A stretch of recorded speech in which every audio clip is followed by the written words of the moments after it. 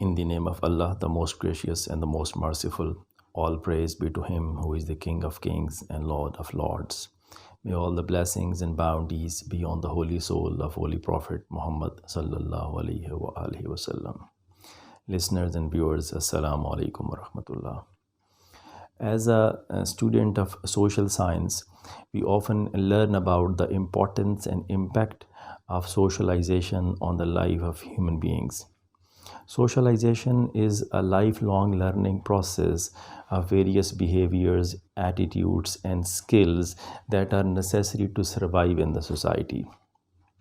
Soon after the birth till the end of life, the process of socialization continues, and this is how we enter the society from being a biological entity to a social entity. So socialization is not only learning of skills and behaviors and attitudes, rather it's a kind of a characterization, a humanization and personality grooming process, personality development process. When a human baby takes birth, soon after the birth, rather by the time of the birth, one joins a group, that is a group of family, and this membership continues for whole of the life. After being the member of a family as a boy, as a girl, as a son, as a daughter, as a sister, as a brother, one becomes the permanent part of that group and learns too many things from the family for the whole of the life. The early childhood socialization, the socialization of the early days, early years of the life that normally comes from the family is very important. The lessons that we learn at home, as domestic morality, as preschooling, these things really work too much, and we keep these lessons, we keep these learnings with us for whole of the life. Where socialization comes from different social agents like family, like religion, like education from the different institution.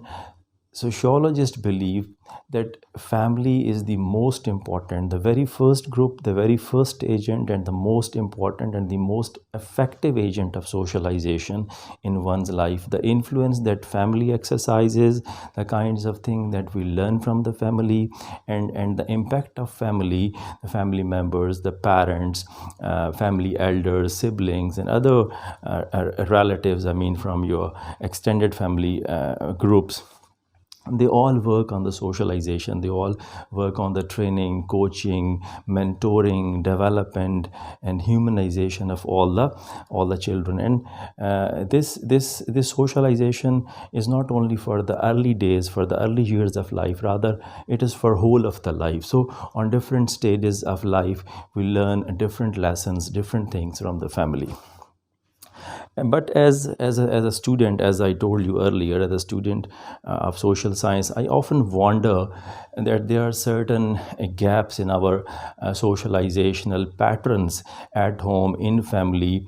As an educationist, I often observe that children, the students at school, at college, at university level, they lack confidence, they lack the sense of initiative.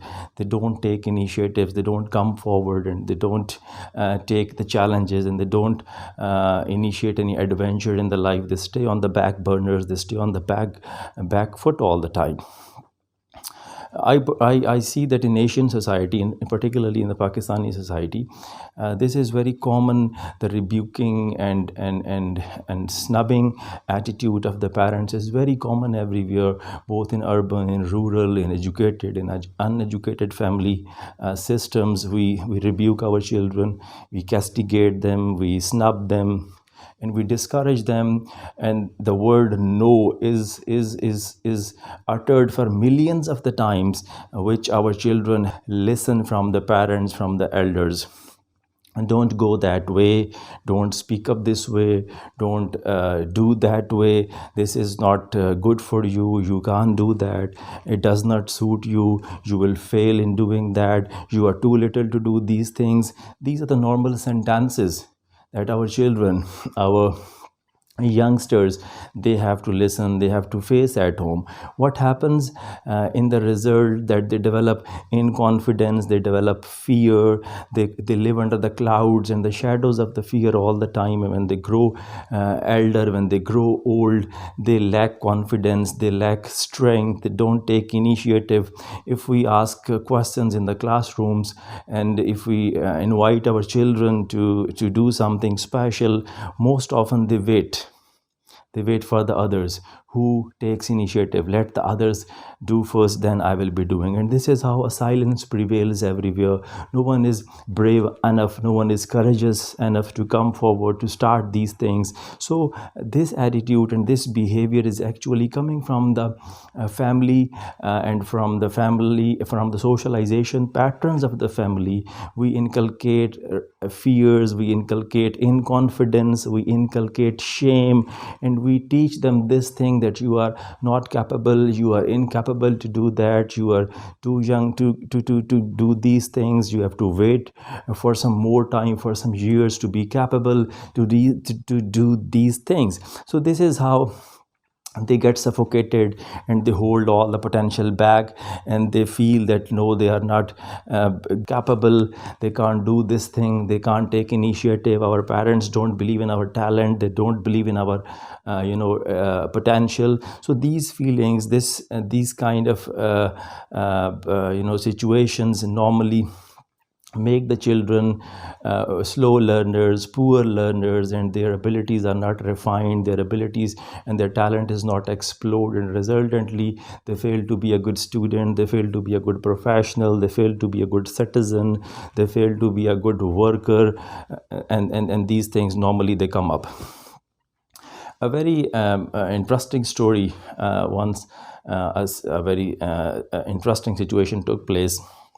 A few years ago, I had a guest family from Germany who came Pakistan for the first time. In the family, there were two little girls, and they wanted to visit a desert in the south of Punjab and the fort Dharawar in that desert. I accompanied them. We went there, and after visiting the fort, we came out. The family was with the two small girl kids. One was 3 years elder, and the other was 5 years. When we visited the fort and came out of the fort in evening, and outside the fort, local people, they bring their camels and they offer a ride to earn 50 or 100 or 200 rupees. When we were coming outside the fort and going towards closer to the camels, one of the girls who was 5 years old, she ran, and she reached to the camel and hugged it was really a strange thing for me, that a girl who is 5 year old, she is going closer to the camel, she is hugging on the neck of the camel was sitting on the ground, she was hugging and kissing him on the neck, on the face, on the head. And before we reached there, she jumped on the hump of the camel, and she was sitting on the camel seat. When I watched all these things, I was totally amazed at how brave the girl is. She is not afraid of camel. We in Pakistan, the elders, we are afraid of camel. We don't go closer. Our children, our adults, our elders, they all stay away. And we teach our children, we teach our people that camel can hit and harm. It's a big animal, a strong animal. Don't get closer.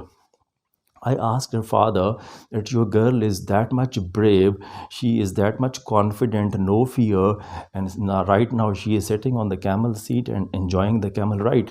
He answered me, and that answer really changed my entire perception about socialization.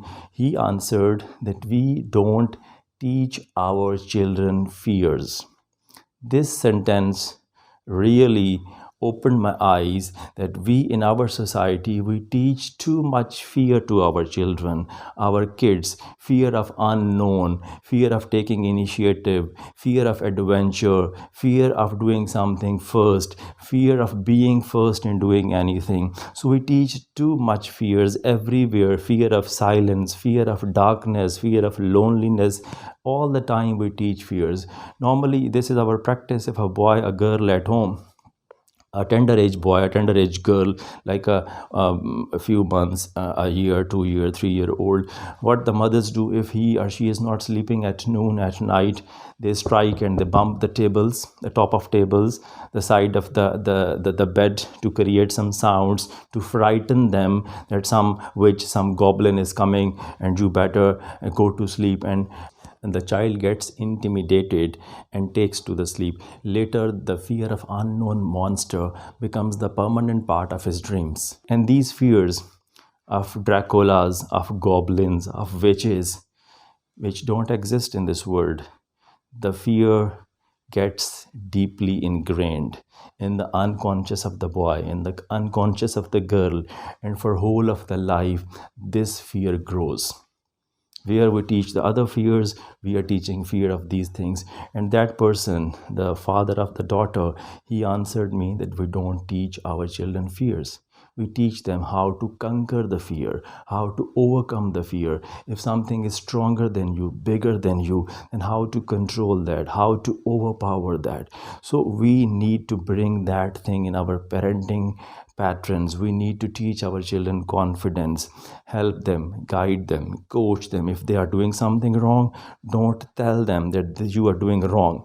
Tell him the right way, tell her the right process, that let's do it this way, let's try it that way. And this will help them build the confidence, this will help them build the strength, and their true and real talent will come out. They will grow into a strong person, a strong personality, a impactful character. So this is my request to the parents, those who are parents at the moment and those who will become parents in future, then please don't teach your children fear. Don't inculcate the fears in their minds, and don't rebuke and castigate them all the time. Encourage them, help them, be with them, let them be natural, support them in exploring, and encourage them in doing new things and in taking initiatives. And in future they will become the people, they will become the human beings with very effective characters, with very sound characters, with all the best possible human abilities. Thank you so much.